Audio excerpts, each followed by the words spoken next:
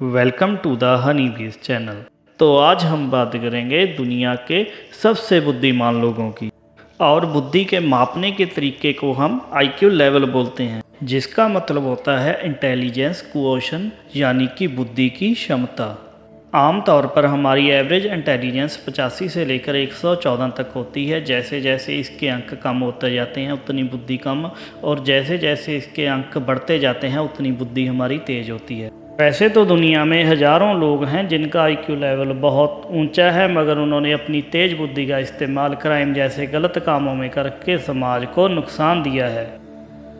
मगर आज हम सिर्फ उन व्यक्तियों की बात करेंगे जिन्होंने अपनी तेज बुद्धि का इस्तेमाल साइंस में नई नई खोजें करके हमारे समाज को विकास दिया है और दुनिया को आधुनिक बनाया है, जिसमें आज हम जी रहे हैं। जब मैं बुद्धिमान लोगों की लिस्ट बना रहा था तो एक शख्सियत ऐसी भी है जिसको इस लिस्ट में मैं कोई नंबर नहीं दे सका, क्योंकि उस शख्सियत को किसी दूसरे के साथ कंपेयर करना असंभव है, और उसका नाम है लियोनार्डो दा विंची। इनका जन्म इटली में हुआ और ये मल्टी टैलेंटेड पर्सन थे। इस एक व्यक्ति में ही 12 खूबियाँ मौजूद थी। यह एक painter, sculptor, architect, musician, mathematician, engineer, inventor, anatomist, geologist, cartographer, botanist और राइटर थे।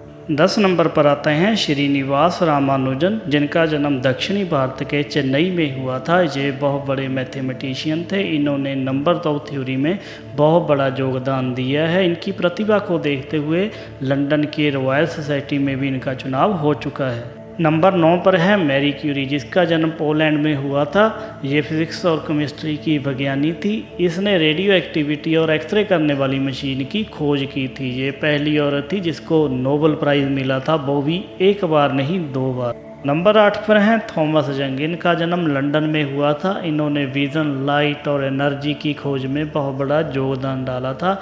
इन्होंने हमारी आँखों के ऑप्टिक्स लेंस की खोज की थी, और ये भी खोज की थी कि हमारी आँखें रंगों में कैसे भेद करती हैं। नंबर 7 पर हैं गैलीलियो गैलीली। इनको विज्ञान का पितामह कहा जाता है। इनका जन्म इटली में हुआ था। ये फिलोसफर, एस्ट्रोनॉमर और मैथमेटिशियन थे। इन्होंने टेलीस्कोप की खोज की थी, और इन्होंने पहली बार ये खोज की थी कि हमारी पृथ्वी गोल है और ये ब्रह्मांड का केंद्र नहीं है, ये सूरज के आसपास चक्कर लगाती है। इसी खोज के कारण इनको धार्मिक विरोधता भी सहन करनी पड़ी थी, और इनको इनके ही घर में नज़रबंद कर दिया था। नंबर 6 पर आते हैं रुडोल्फ क्लॉसियस, जिनका जन्म जर्मन में हुआ था। इन्होंने थर्मोडाइनामिक्स के दूसरे लॉ को बनाया था, और इन्होंने एंट्रोपी नाम की टर्म को जन्म दिया था, जिसमें मॉलिक्यूल्स टूट के एटम बन जाते हैं।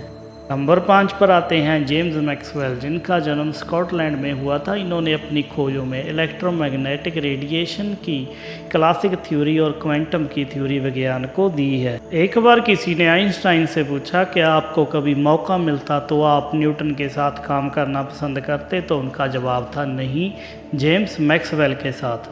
नंबर 4 पर हैं जॉन गॉयथी। इनका जन्म जर्मन में हुआ था, और इन्होंने ह्यूमन केमिस्ट्री साइंस की स्थापना की थी। आइंस्टाइन के मुताबिक ये दुनिया के आखिरी इंसान हैं जो सब कुछ जानते हैं। नंबर 3 पर हैं इसाक न्यूटन, जिनका जन्म इंग्लैंड में हुआ। इन्होंने ग्रेविटी के 3 लॉज विज्ञान को दिए। आज की मॉडर्न फिजिक्स भी इनके ग्रेविटी के लॉज के बिना अधूरी है। इन्होंने ग्रेविटी के बिना रोशनी के विज्ञान पर भी बहुत सी खोजें की, और हमारे वातावरण में रंग कैसे बनते हैं इस पर भी बहुत सारी खोजें की। नंबर 2 पर हैं एल्बर्ट आइंस्टाइन, जिनका जन्म जर्मन में हुआ। इनके द्वारा E=mc² इक्वेशन दुनिया की सबसे फेमस इक्वेशन है। इसके अलावा थ्योरी ऑफ क्वांटम मैकेनिक्स और थ्योरी ऑफ रिलेटिविटी इनकी ही खोज है। इसके अलावा इन्होंने ग्रेविटेशनल वेव्स पर भी बहुत ज़्यादा काम किया है। ये दुनिया में अब तक के सबसे महान विज्ञानी हैं।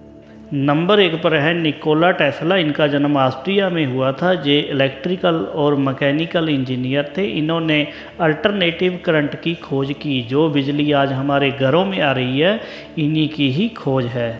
इस विज्ञानी ने बिजली के बहुत सारे उपकरणों की खोज की, और सन 1903 में वार्डन क्लिफ नाम का एक टावर बनाया, और 1903 में उस वार्डन क्लिफ नाम के टावर से बिना बिजली की तार के शहर के हर एक घर में बिजली पहुंचाने वाला था।